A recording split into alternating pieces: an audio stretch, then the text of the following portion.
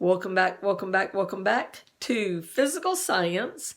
There's Miss Lisa's Physical Science, and we have been talking about Chapter 5, which is work and machines, and I wanted to show you the math up close where you're seeing my calculator instead of me.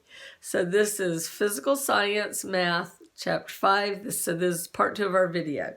So we're going to look on page 128, and I'm going to show you how I read the problem and then I turn it into the way I want you to do math, okay? So turning your book to page 128 and read along silently or out loud, I don't care, while I read out loud. It says, you push a refrigerator with a force of.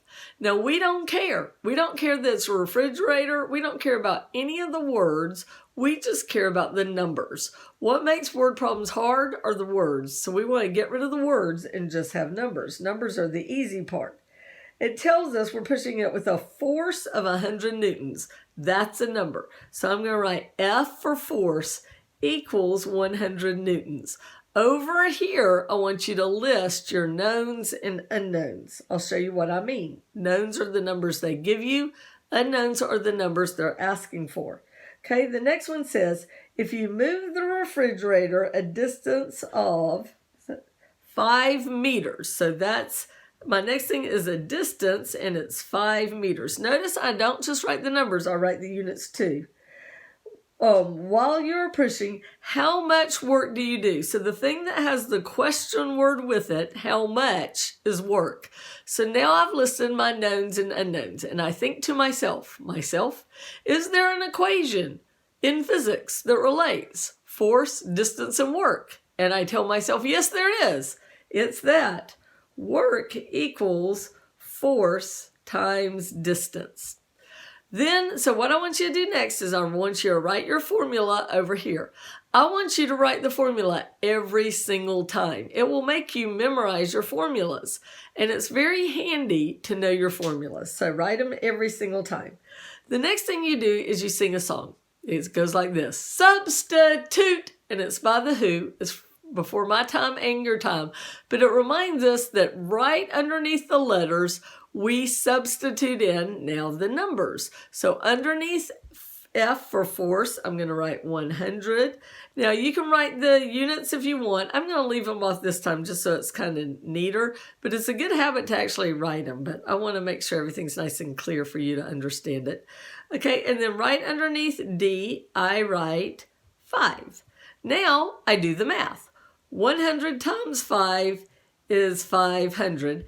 This was newtons, this was meters, so this is 500 Newton meters, and it turns out that 1 Newton meter is the same thing as something called a joule. So my answer, work is usually written in joules, so, and this isn't like diamonds and rubies, so my answer is the work I did moving this refrigerator was 500 joules. I need a new refrigerator. I have a terrible refrigerator and I need a new one, but it's not totally broken, so it's really hard to buy a new one, to go ahead and buy a new one until this one completely breaks. I'll be glad when it completely breaks because they'll be like, got to buy a new one now. All right, and then someone will have to do work moving into my house, and hopefully it won't be me. All right, our next equation we're going to do is found on page 130. And it is a power equation. Okay, so I'm going to read it out loud while you read it silently or out loud. I don't care what you do. You do 900 joules of work. So that's my first number. I just write it down. 900 joules, and this is work. You see how this works? Notice what I did there. Pushing a sofa. It took 5 seconds to move the sofa. Well, seconds is a time, and I have 5 of them. All right. 5 seconds to move the sofa. How much power did you use? So what I don't know is power. There's a little cheer. P-O-W-E-R, power. I always feel like I need to do that. If I do a problem with power, I might need a cheer to keep me going. All right, so now I think to myself, is there a formula that relates work, time, and power? Yes, there is. It's power equals work divided by time. Now what I do? That's right. I sing the song, substitute, and I put it in So this is going to be 900 divided by 5, and that is 180. Now the units for power are joules over second is what we had here, joules over second. But that's the same thing as a watt. You know how you pay your power bill in watts?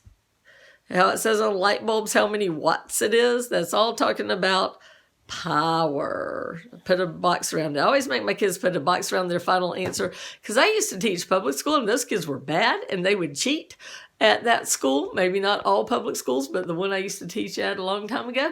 And they would try to work a problem every possible way. So when they didn't know how to do it, so they'd say, look, Miss Blackburn, there's the answer, but they'd have like 10 different answers on their paper. And so I told them, you got to pick one and put a box around it. Just like on Who Wants to Be a Millionaire? Is that your final answer? Put a box around it.